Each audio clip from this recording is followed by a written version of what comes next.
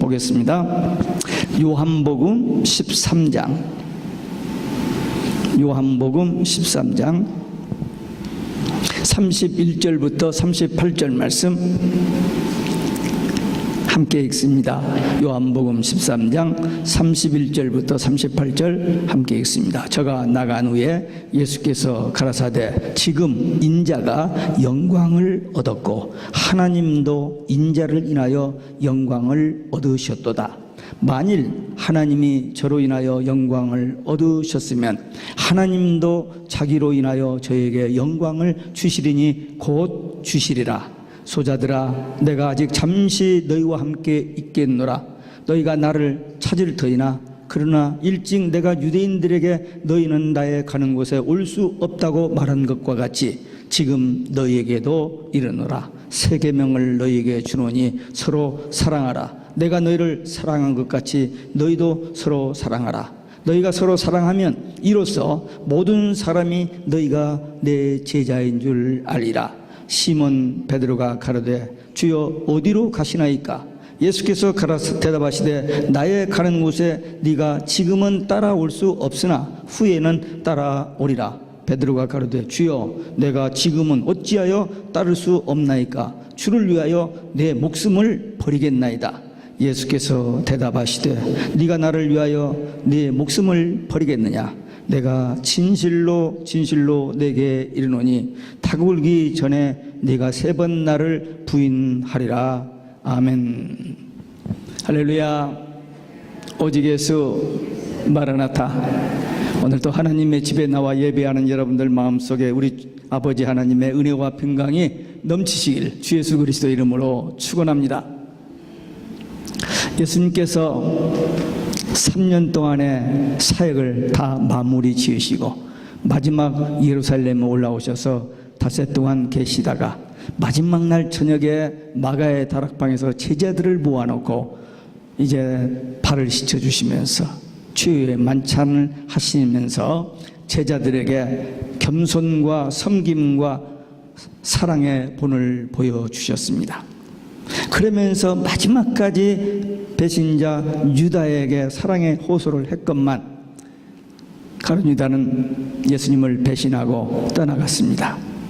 이제 남은 11 제자들에게 예수님께서 마지막 고별 설교를 하신 것이 설교하신 그 첫 부분이 오늘 본문 말씀이고 그 다음에 14장, 15장, 16장 예수님이 제자들에게 마지막으로 전하신 메시지고 17장은 예수님이 자신을 위해서 기도하고 그 다음에 제자들을 위해서 기도하고 18장은 겟세마네 동산에 가서 기도하시고 이제 포로 잡히시고 그 다음에 가야바 법정에서 재판받고 빌라도에 재판받고 십자가에 못 박혀 돌아가십니다. 저는 이 말씀을 오늘 일부 예배 전하면서 깨달아진 것이 예수님께서 첫 번째 설교가 마태복음 5장, 6장, 7장이고 마지막 저녁에 제자들에게 마지막으로 하신 설교가 이 요한복음 14장, 15장, 16장입니다. 근데 처음에 예수님께서 복음을 전하시면서 하신 마태복음 5, 6, 7장의 설교가 뭐라고 하죠? 산상수훈이라고 하죠. 그 다음에 오늘 이제 이 요한복음 14장, 15장, 16장 마지막 날 저녁에 제자들에게 하신 설교는 다락방 강화. 어떻게 정의영 목사님은 신학교 나와서 다 알고 다른 분들은 신학교를 안 나와서 모르나? 다 아는 거죠. 아는 건데 저는 이 말씀을 보면서 첫 번째 설교 그리고 또 마지막 설교 또 하나가 있어요. 예수님께서 맨 처음에 사역을 시작하실 때 첫 번째 하신 말씀이 뭔지 아세요?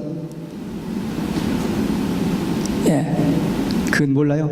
제가 하면 그거 알 텐데 마가복음 1장 15절 한번 크게 해봐요.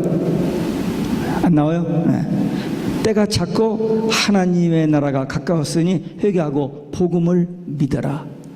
복음을 믿어라. 천국 복음. 제 일생입니다. 그게.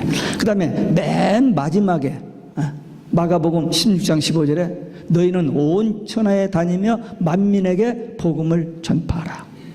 복음 듣고 믿고 그 복음을 다른 사람에게 전하라. 그것이 예수님의 사역의 출발 마무리입니다. 우리는 그 말씀을 받았어요. 하나님의 비밀을 맡은 자입니다. 우리는. 그렇죠? 하나님의 비밀을 맡은 자. 하나님의 비밀이 뭘까? 하나님의 비밀이 뭐예요? 예수가 그리스도인 것이 비밀입니다. 누구든지 예수만 믿으면 멸망받지 않고 구원받고 천국 가는 것. 이게 하나님의 비밀이에요. 이게 복음의 비밀입니다. 이 복음을 우리는 맡은 자요. 핑계할 수 없습니다. 이 복음의 지인들로 부름받고 택함받았습니다. 오늘 주님의 마지막 고별 설교의 서론 부분에서 하신 세 가지. 첫째, 자신의 죽음을 예고하시고, 그 다음에 새 계명을 주시고, 그 다음에 베드로가 예수님을 부인할 것을 예고하십니다. 예수님께서 제자들 가운데 누가 더 크냐는 그 논쟁이 이 최후 만찬 석상에까지 끌고 왔어요. 제자들이 예수님을 열심히 따라다니는데 예수님을 따라다니는 이유가 있었어요. 성공 출세하기 위해서.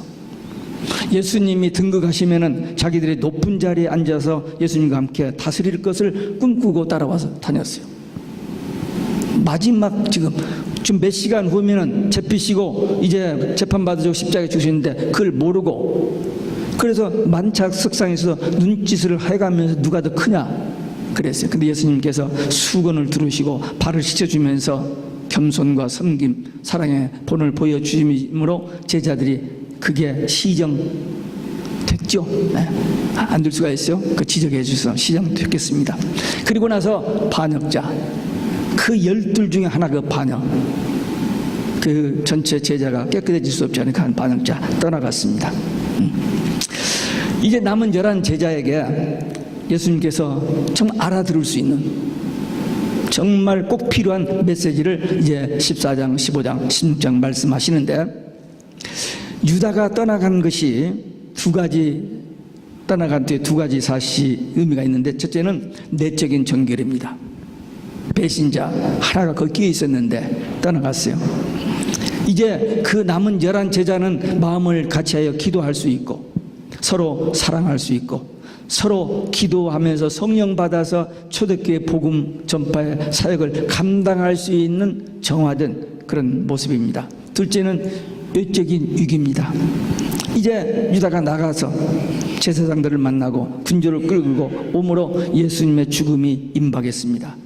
이 죽음을 통해 예수님은 자신이 영광을 받고 하나님도 영광을 받으신다는 도대체 이해할 수 없는 역설적인 말씀을 하셨습니다.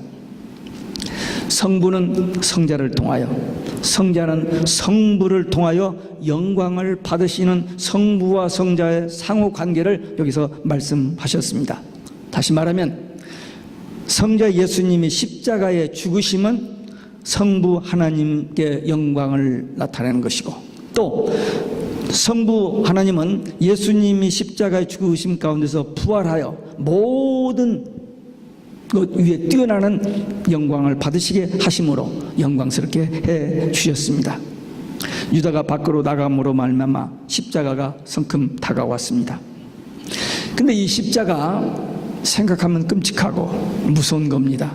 그러나 이 십자가는 예수님이 영광으로 나아가는 길입니다. 이걸 통과하지 않고는 영광이 없어요. 똑같은 원리입니다. 마지막 때 환란이 있다고 하는데 많은 사람들이 두려워하고 염려하는데 그건 과정일 뿐이고, 그 고난과 환란이 있어야 그 다음에 주님의 재림, 우리의 최고의 영광스러운 그날이 온다는 것을 절대로 혼동하면 안 됩니다. 잊어서는 안 돼요. 물론 이렇게 말하는 저도 아무 일 없이 그냥 편안하게 예수 믿고 복받고 잘 되는 것만 생각하는 그런 것이 속에 있죠. 그러나 우리 분명히 예수 믿는 성도들은, 주님을 따르는 제자들은 주님께서 하신 말씀대로 고난의 십자가 길을 가야 한다고 하셨어요. 왜 그렇게 고통스러운 길을 가게 하느냐? 하나님의 사랑의 부족해서가 아닙니다. 그 고난을 통해서 승리의 영광이 있기 때문에. 얼마 전에 올림픽이 끝났습니다.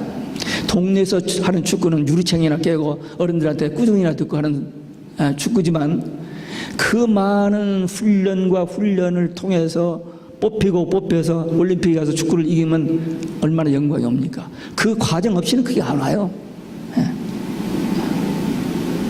고난, 사람들이 원치 않습니다. 그러나 그 고난을 통해서 승리의 영광이 온다는 이 공식, 이 원리는 절대로 변함이 없습니다. 예수님도 이 십자가의 고난을 통해서 부활의 영광이 오는 겁니다. 전쟁에서 승리하고 돌아왔어요. 사람들에게 환영하고 영광스럽게 해줍니다. 그러나 건강하게 돌아온 사람보다도 순교한 사람, 그 전쟁터에서 다시 못 보고 볼 수 없도록 돌아가신 그분들에게 영광이 돌아가는 경우가 많이 있습니다. 놀라운 희생을 지불한 자들에 대해서 사람들이 기억합니다. 성공한 사람들에 대해서는 해놓고는 곧 잊어버려요. 그러나 순교한 사람들, 가장 고상한 희생을 한 사람들은 두고두고 사람들이 기억합니다. 이 지구상에서 가장 위대한 희생, 최고의 희생, 예수 그리스도의 십자가의 희생입니다. 온 인류가 기억할 만한 그 희생이었습니다. 제가 오늘 아침에 이 말씀을 전하고 사무실에서 다시 묵상하다가 갑자기 그런 생각이 들었어요.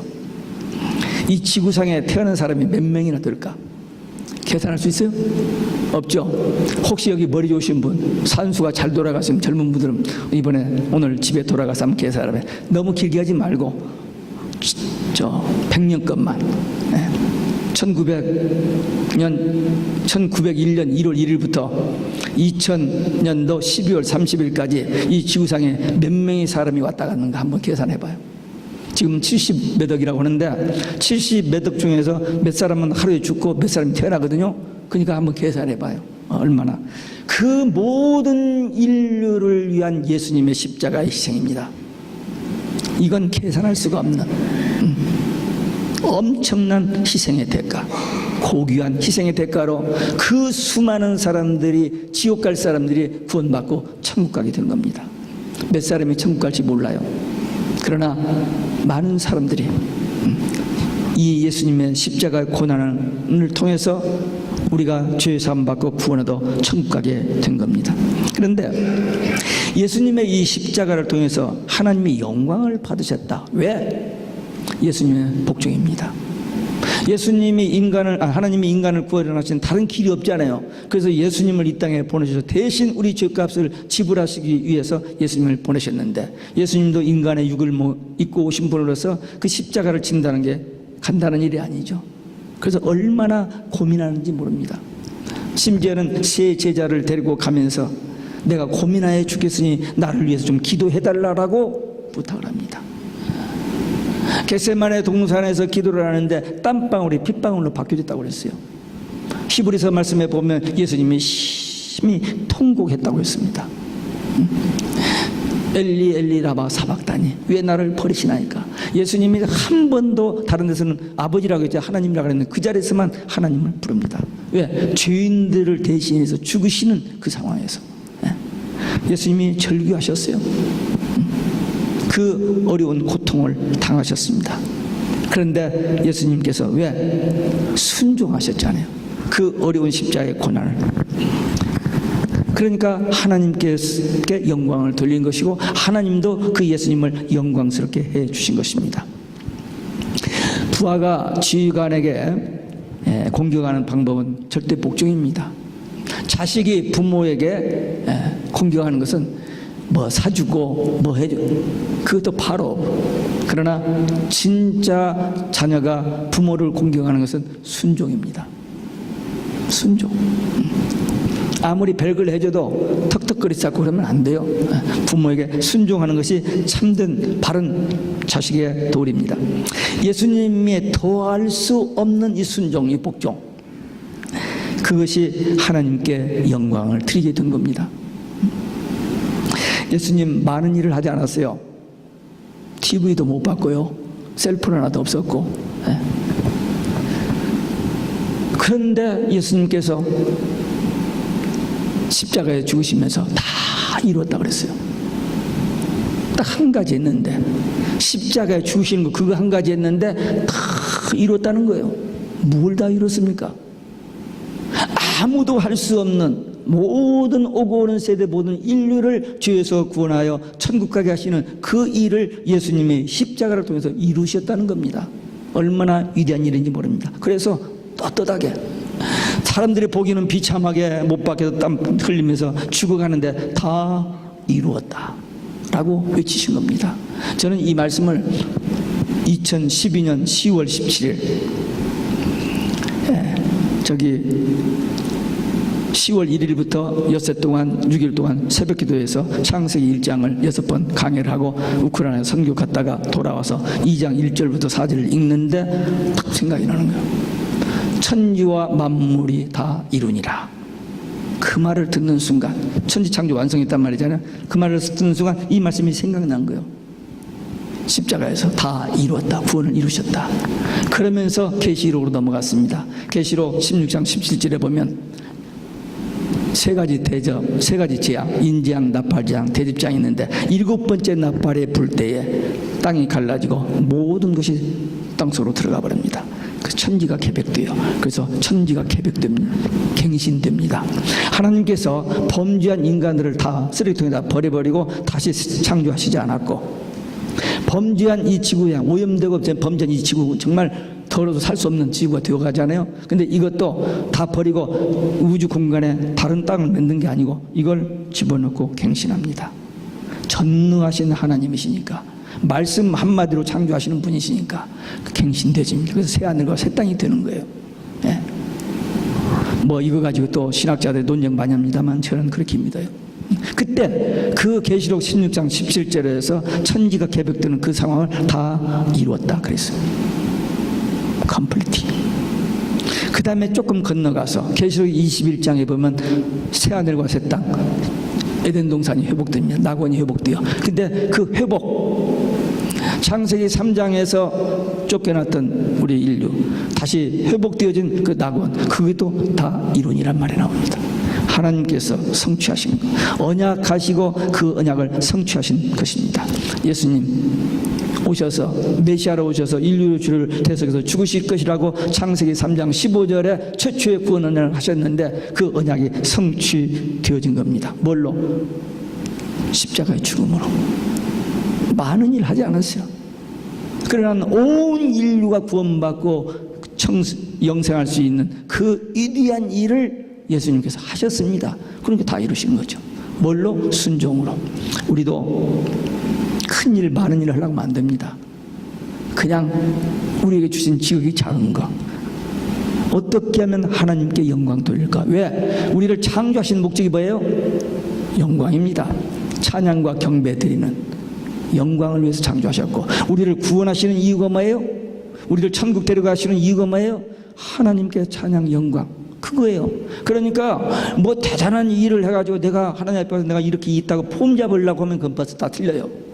그냥 생명 주신 거 감사하고, 믿음 주신 거 감사하고, 내 입술로 주를 찬양하며 기도할 수 있는 거 감사하고, 부족하지만 입술을 벌려 예수가 그리스도이심 이 놀라운 하나님의 비밀을 말할 수 있는 거, 이것이 최고의 축복이고 영광.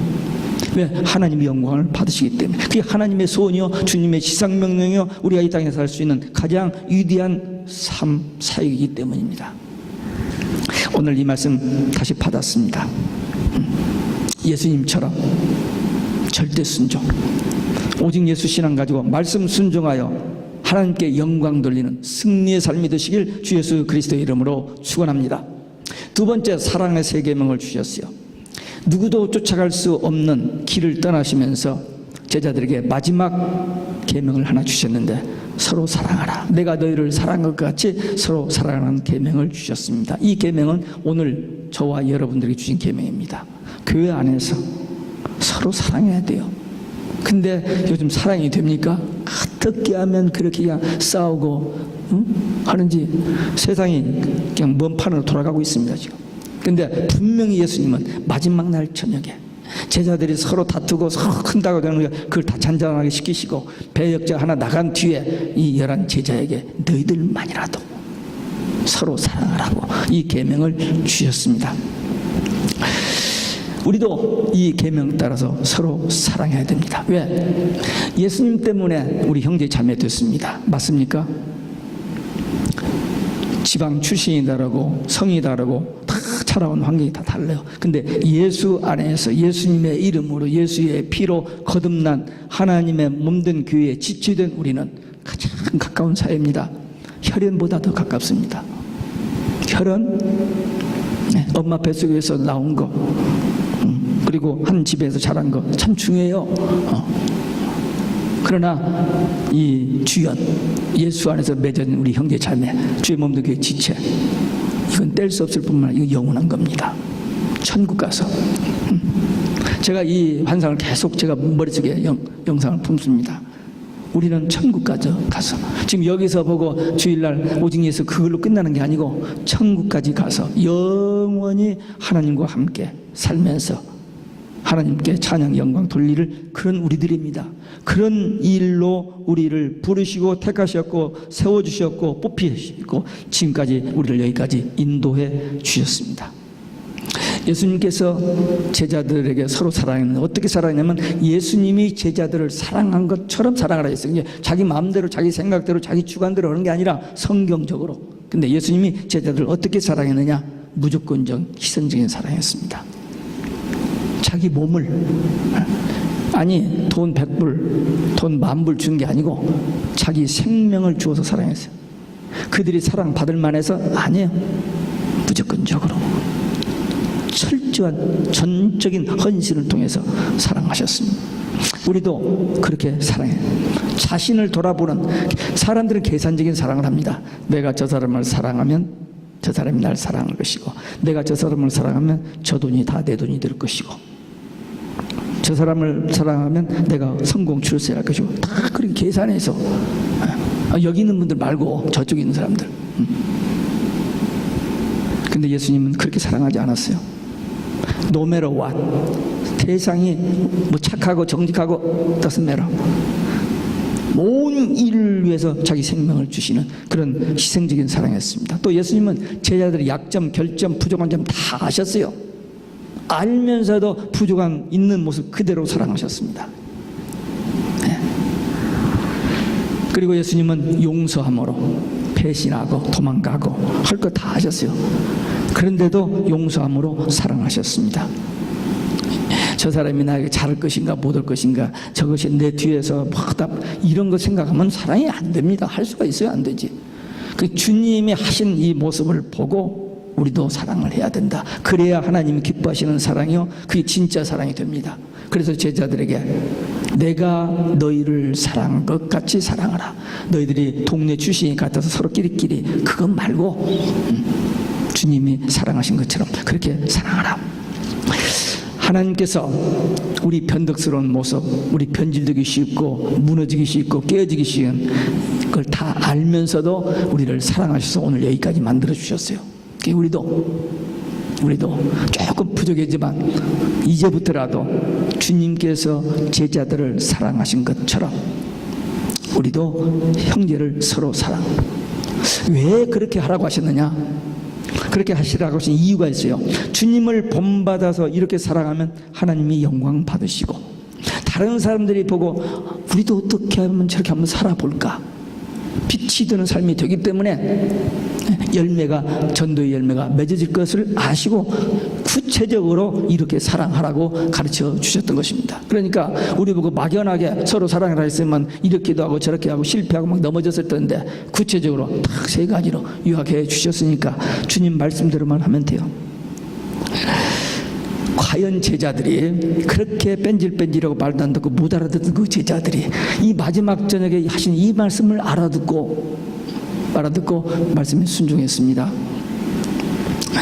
그래서 아름다운 놀라운 열매를 맺었어요. 제가 이 부분을 보면서 또 깨달아진 것이 있습니다. 제자들이 그렇게 기도도 안 했고, 기도 참 안 했거든요. 변화산에 가서 기도 않고 졸다가 헛소리하고, 겟세마네 동산에 가서 기도하라고 하니까 안 하고, 갔다 와서 깨워놓고 또 가고 끝까지 졸아버리잖아요. 기도를 못해요. 그런데 예수님께서 승천하시기 전에 예루살렘을 떠나지 말고 아버지의 약속한 성령을 기다리며 기도하라 그랬어요. 그런데 이 제자들이 참 이러지도 못하고 저러지도 참 어려운 상황입니다. 왜? 그렇게 열심히 따랐던 예수님이 무참하게 돌아가셨고 자기들을 죽인다는 소문이 돌고 도망가자니 예수님이 도망가지 말고 여기 앉아서 기도하라 했으니 어떻게 해요? 이러지도 못하고 저러지도 못하고 참 한심한 상황이 됐습니다. 그래서 문을 쫙 걸어놓고 불안에 떨면서 기도를 하는데 사도행전 1장 14절을 보니까 마음을 같이하여 전혀 기도에 힘쓰니라. 그 말이 제 눈에 다 들어오는 거예요. 그래서 지난 금요일 날 저녁에 사도행전 21장 설교를 하려고 준비했다가 제쳐놓고 그 말씀 가지고 말씀을 함께 나눈 바 있습니다. 마음을 같이하여 전혀 기도에 힘썼더니 어디서 그 힘이 솟아나는 열을 위해 성령 받고 힘이 솟아나서 죽인다고 해도 목을 내밀고 복음을 전하고 그 어려운 상황에서 복음이 있잖아요. 온 세상에 복음화 되어버리잖아요. 그들은 이른 비 성령 받아서 복음을 전했습니다. 우리는 마지막 늦은 비 성령 받고 이제 추수 사명을 감당해야 하는데 어떻게?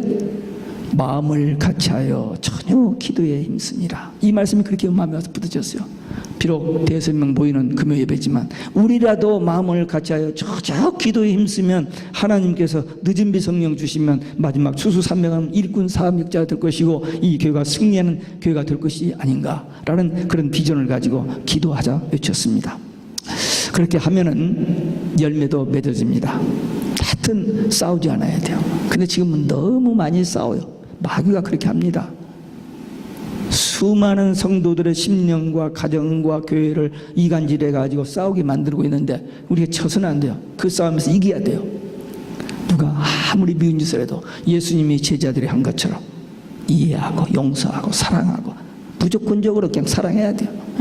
무조건적으로 감사하고 그렇게 말을 하는 저도 그렇게 못하거든요.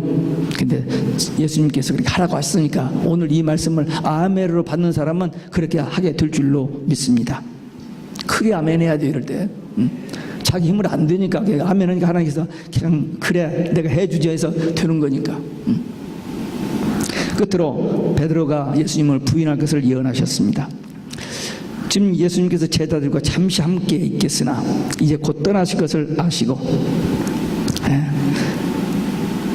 예수님 가시는 곳을 제자들이 함께 올 수 없으니까 이제 저들에게 예고를 한 겁니다. 근데 베드로가 주여 어디로 가십니까? 근데 예수님께서 나의 가는 곳에 네가 지금은 따라올 수 없으나 나중에는 따라오리라. 아니 예수님 제가 지금 왜 못 따라갑니까? 죽더라도 따라갑니다. 이 베드로의 이 말이 허풍이 아닙니다. 진실입니다. 베드로 좀 무식인 것 같지만 용기 하나는 있잖아요. 의리 하나는 끝내주는 사람이라고요. 그러니까 지금까지 예수님 열심히 따라다니니까 어떤 자리도 가겠다는 거예요. 예수님 그거 알아요. 근데 예수님께서 뭐라고 하십니까? 네가 나를 위하여 내 목숨을 버리겠다고 하나 오늘 밤 닭 울기 전에 네가 3번 나를 부인하리라. 청천벽력 같은 얘기입니다. 베드로의 약함을 아시는 예수님 그 마음을 좀 저기 하시기 위해서 그 육적인 의리 그 용기 그거 꺾고 겸손하게 하신 겁니다. 이때 베드로가 자기의 약함을 알고 예수님의 도움을 간청했더라면 그 3번이나 부인하는 그 부끄러운 수치스러운 그런 실수를 범하지 않았을 텐데 예수님의 수제자가 그렇게 큰 소리 장담치고 죽더라도 따라간다 같은 그 제자가 불과 2-3시간 후에 부인하는 그런 부끄러운 일을 당했습니다. 그러니까 우리 인간의 모습이 그렇습니다. 자기 약점과 자기 무능을 모르고 자기는 옳은 거, 자기는 틀림없는 거, 자기 자신을 믿는 거예요. 그렇고 이렇게 아무 생각 없이 그냥 생각대로 나오는 대로 말하고 맹세하고 합니다. 그러니까 실패하죠. 우리는 연약한 줄 알고 부족한 줄 알아야 돼요. 내 힘으로 할 수 없다는 것을 인정하고 하나님을 의지해야 됩니다. 교인들 중에도 인위적으로 열심을 내는 사람들이 있습니다. 사람들에게 인정받고 싶어서 좀 뭔가 좀 특별한 거 해가지고 페이 어텐션 받으려고 하는 그런 심리가 있어요. 이렇게 말하는 저는 없느냐? 저도 있습니다. 사람들이 누구나 다 인정받고 싶은 마음이 있어요. 좀 잘해보고 싶은 마음이 있습니다. 꼭 나쁜 의도만이 아니라 좋은 의도로도 그럴 수 있는데, 예수님께서 아까 그 산상수훈이 얘기했잖아요. 마태복음 5장, 6장, 7장 했는데 산상수훈 끝부분에서 이런 말씀하셨어요. 그날에 종말입니다. 종말 끝날에 내가 어떤 사람들이 주여 주여 우리가 주의 이름으로 선지자는 것을 하고 귀신을 쫓아내고 큰 권능을 행하지 아니했습니까? 라고 주님 앞에서 떳떳하게 침을 튀겨가면서 이야기할 사람들이 있다는 거예요. 근데 예수님께서 나는 너를 도무지 모른다. 불법을 행한 자야 내게서 떠나가라. 어디? 지옥 가라는 소리입니다. 아니 이렇게 했는데 성경 말씀 전하고 기도해서 귀신을 쫓아내고 막 큰 권능 역사가 나타났는데 무슨 말씀입니까 예수님? 계시록 13장에 보면은 거짓 선지자들이 하늘에서 불이 내려오게 합니다. 놀라운 기적을 행하는, 우상을 만들고 우상이 말을 하게 만들어요. 그 사람들이 다 껍벅하죠. 근데 가짜들이에요. 그러니까 우리는 이 분별력이 있어야 돼요. 그러니까 자기가 아무리 큰일 많은 일을 했다 할지라도 하나님의 뜻대로 하지 않냐고 자기 영광, 마귀가 그렇거든요. 마귀가 자기 영광, 하나님께 영광 돌려서 자기가 영광 받으려고 해서 마귀가 된 것처럼 다 넘어져요.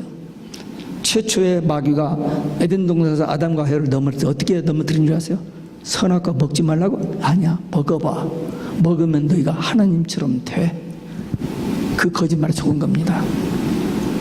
지가 그렇게 타락한 것처럼 사람들을. 그러니까 오늘날도 일생 동안 목회 잘하고 성공했다고 하는 목사님들이 그냥 팍팍 쓰러지자 넘어지잖아요. 그러니까 우리 끝까지 겸손해야 돼요. 여기 베드로와 유다를 한번 비교해 보면 유다와 베드로가 어떻게 다르냐? 유다는 배반자, 그리고 베드로는 부인한 자입니다. 예수님을 부인한 자예요. 근데 유다는 고의적으로 계획적으로 배반을 했고 베드로는 부족하여 좀 조급해가지고 실수하여 연약하여 넘어졌던 겁니다. 그게 다릅니다. 예수님은 지금 베드로가 어떤 사람인지를 알고 있습니다. 그리고 나중에 어떻게 될 사람인지를 다 알고 있어요. 한때 부족하여 넘어졌지만 나중에 거꾸로 십자가 못 박혀 죽을 것까지 아시는 예수님. 그래서 예수님께서 그를 위해서 기도해 주신다고 그랬어요. 지금 우리의 영적 상태를 주님이 다 알고 계세요. 부족하고 기도도 못하고 성경도 못 읽고 전도도 못하고 뭐 하나 지금 내세울 것이 하나도 없는 거 다 아세요. 그러나 언젠가 어떤 상황에선가 정말 하나님의 마음을 기쁘시게 하고 하나님께 정말 쓰임받을 수 있는 그런 일꾼이 될 것을 바라보고 아시고 우리 위해서 지금 기도하고 계십니다. 아니 예수님이 가셨는데 우리를 위해서 기도하다 옆에 계시지도 않는데 로마서 8장 34절에 보면 하나님 보좌 우편에서 우리를 위하여 중보 기도하고 계신다는. 여러분들의 부모님들, 여러분들의 형제들, 여러분들의 남편과 아내, 여러분들 자식들이 여러분들 위해서 기도하는 거 있습니다. 중보 기도. 근데 예수님께서 친히 우리를 위해서 중보 기도하시고 계십니다. 왜 그러냐?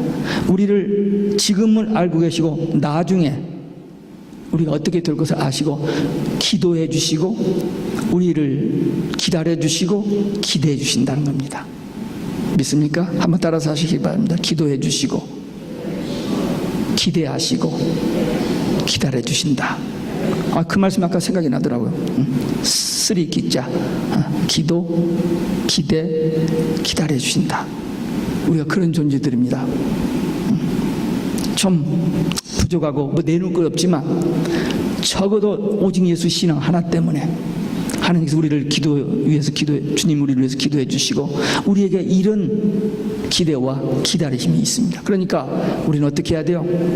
아까 초대교회 성도들이 마음을 같이하여 저녁 기도에 힘쓰다가 성령 받고 복음의 씨를 뿌린 것처럼 이 마지막 때에 우리도 정말 마음을 같이 기도하여 늦은 비 성령 받고 추수사명 감당하는 성도, 일꾼, 교회 되는 것이 저와 여러분들의 기도, 평생 기도 제목입니다. 이제 말씀을 마무리 짓겠습니다. 예수님께서 마지막 날 저녁에 그 제자들에게 호소하면서 서로 사랑하라. 어떻게? 내가 너희를 사랑한 것 같이. 너희 생각대로, 너희 주관대로, 너희 마음대로가 아니고 예수님께서 제자들을 사랑한 것 같이 희생적으로 조건 없이 이해하면서 용서하면서 사랑하라 하셨습니다. 이렇게 사랑하면 우리가 주의 참된 제자가 되고 하나님께 영광이 되고 많은 사람들에게 빛된 삶이 되어서 전도의 열매가 맺어지는 하나님의 뜻이 이루어지는 역사가 일어납니다. 이제 이 말씀대로 살면서 복받고 누리면서 우리 주님 다시 오실 때까지 오직 예수 신앙 가지고 영원한 복음의 증인되어 사는 우리 모두 되시기를 주 예수 그리스도 이름으로 축원합니다. 기도하겠습니다. 오늘 주신 말씀 받은 말씀 가지고 결단하는 기도 함께 드리시겠습니다.